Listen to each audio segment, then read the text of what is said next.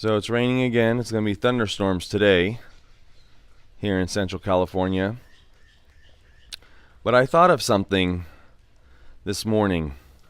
Last year, I accidentally overwatered underneath my Saturn peach, which is right here. The herbs underneath, the hyssop, cilantro, Oregonum syriacum, parsley, my conehead thyme, and my pink savory all suffered, including in this location my spiked thyme or Timbra spicata, a very rare zaatar herb. Pink savory is a zaatar herb, and conehead thyme is a zaatar herb. All three of them suffered greatly last year when we didn't have much rain due to me overwatering them, or one time accidentally leaving the water on by accident.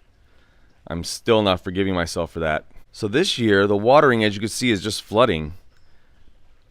Week after week of flooding. But yet these plants are flourishing. I did lose my pink savory.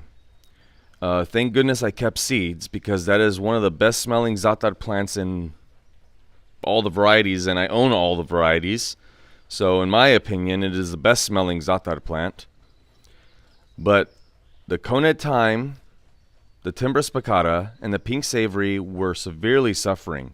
The conehead thyme lost all of its leaves and became gray. Pink savory died, and the Timbra spicata, half of it died with me overwatering. But with the rain flooding it week after week, it's flourishing. So I wonder if tap water is that detrimental to your soil and plants. So I'm thinking about buying an outside filter to hopefully filter out the chlorine and any other contaminants in the water before I water my plants with it. We're going to see how that works, because I got to not only love the growth of this garden right now, I have to think, how is it not getting waterlogged or root rot throughout this garden? Everything's flourishing. Everything's loving it. All right, everyone. Keep thinking differently. And happy gardening. Bye.